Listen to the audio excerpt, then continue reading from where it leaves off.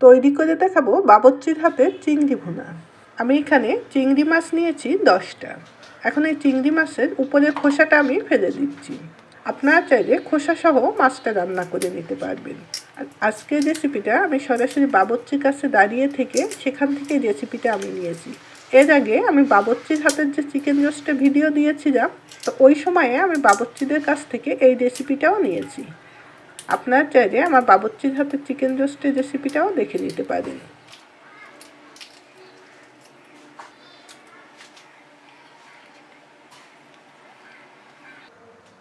এখন একটা সিজারের সঙ্গে আমি চিংড়ি মাছের এই অংশটা একটু কেটে নিচ্ছি।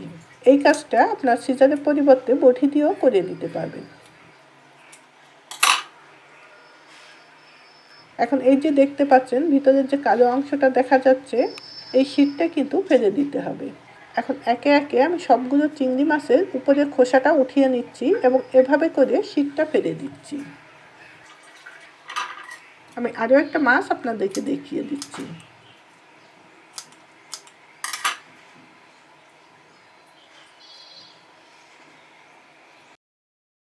আমি সবগুলো মাছই পরিষ্কার করে নিয়েছি। এখন এর ভেতরে আমি 1 চিমটি দিয়ে দিচ্ছি শুকনো মরিচের পাউডার,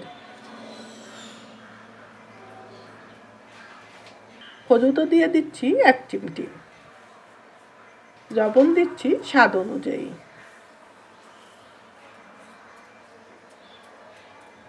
এখন খুবই হালকা হাতে চিংড়ি মাছের সঙ্গে মশলাটা মাখিয়ে দিতে হবে। এই কাজটা যদি আপনারা ঝাঁকি দিয়ে করতে যান, তাহলে কিন্তু মাছের মাথার ভেতরের অংশটা বের হয়ে আসবে। আবার কেউ চাইলে চিংড়ি মাছের এই মাথার খোসাটাও কিন্তু রেখে দিতে পারেন। এটা মেখে আমি এখন এটা এক সাইডে রেখে দিচ্ছি 5 মিনিটের জন্য। তাহলে চিংড়ি মাছের ভেতর পর্যন্ত মশলাটা কিন্তু খুব সুন্দরভাবে ঢুকবে। এখন মাছটা একটু ভেজে নেব। এর জন্য আমি প্যানের ভেতরে সয়াবিন তেল নিয়ে নিচ্ছি 3 টেবিল চামচ। তেলটা হালকা গরম হয়ে আসলে এর ভেতরে আমি চিংড়ি মাছটা দিয়ে দিচ্ছি। মাছটা দিয়ে আমি মিনিটখানিক একটু অপেক্ষা করছি। মাছটা দিয়ে সঙ্গে সঙ্গে যদি আপনারা এটা নেড়ে দেন, তাহলে মাছের মাথার ভেতরের অংশটা কিন্তু বের হয়ে আসবে। এই জন্য 1 মিনিট অপেক্ষা করে একটু শক্ত হয়ে আসবে যখন, তখনই মাছটা একটু নেড়ে দিতে হবে।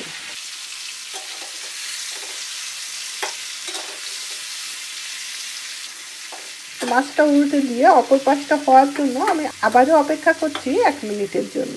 চিংড়ি মাছ কিন্তু খুব বেশি সময় ধরে ভেজে নিলে এটা রাবারের মতো শক্ত হয়ে যায়। এটা খুব বেশি সময় ধরে ভাজার কোনো দরকার নাই। সামান্য একটু শক্ত হয়ে আসলে মাছটা নামিয়ে দিতে হবে। কয়েক সেকেন্ড মাছটা এভাবে নাড়াচাড়া করে তেলটা ঝরিয়ে আমি এখান থেকে শুধু মাছটা উঠিয়ে নিচ্ছি। এখন এই তেলের ভেতরে আমি আবারও সয়াবিন তেল দিয়ে দিচ্ছি 4 টেবিল চামচ। এখন এর ভেতরে পেঁয়াজ বাটা দিয়ে দিচ্ছি 3 টেবিল চামচ।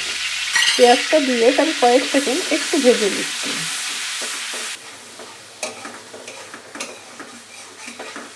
কয়েক সেকেন্ড একটু ভেজে নিয়ে এখন জিরা বাটা দিয়ে দিচ্ছি 1 টেবিল চামচ। রসুন বাটা দিয়ে দিচ্ছি 1/2 টেবিল চামচ। আদা বাটা দিয়ে দিচ্ছি 1 চা চামচ। এই মশলাগুলো দিয়ে আমি এটা মিনিটখানিক আবারও একটু কষিয়ে নিচ্ছি। মিনিটখানিক একটু কষিয়ে নিয়ে এখন শুকনো মরিচের পাউডার দিয়ে দিচ্ছি 1 চা চামচ।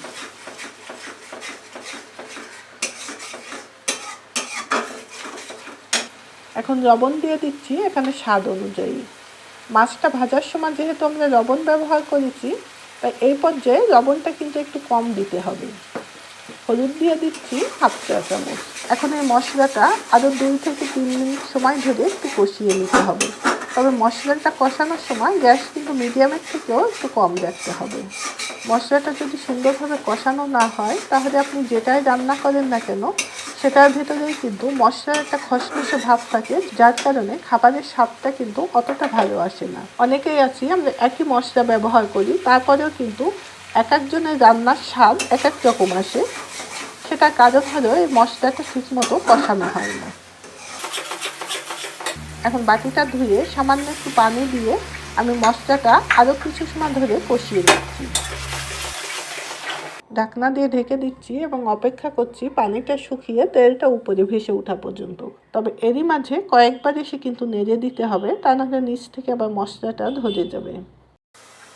2 মিনিট পর আমি ফিরে এসেছি। এখন দেখতেই পাচ্ছেন মশলা থেকে পানিটা শুকিয়ে তেলটা উপরে ভেসে উঠেছে। এখন আরও মিনিটখানেক সময় ধরে মশলাটা আমি কষিয়ে নিচ্ছি। মশলাটা কিছু সময় কষিয়ে নিয়ে এখন মিডিয়াম সাইজের একটা টমেটো থেকে আমি অর্ধেকটা কেটে ভেতরে দিয়ে দিচ্ছি।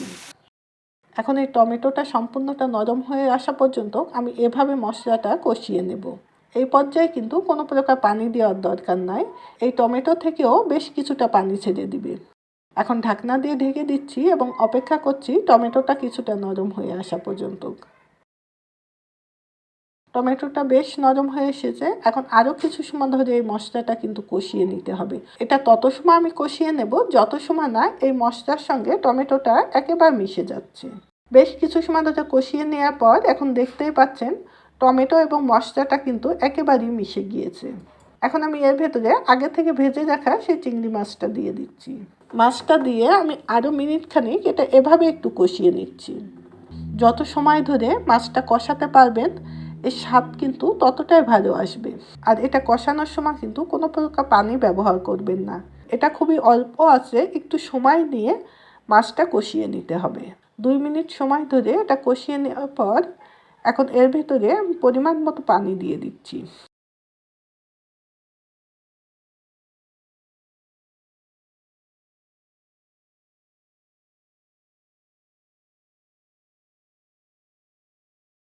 পরিমাণ মতো একটু পানি দিয়ে এখন একটা ঢাকনা দিয়ে ঢেকে দিচ্ছি এবং অপেক্ষা করছি ঝোলটা কিছুটা শুকিয়ে আসা পর্যন্ত। ঝোলটা কিছুটা কমে আসার পর আমি আবারও একটু মাছটা নেড়ে দিচ্ছি।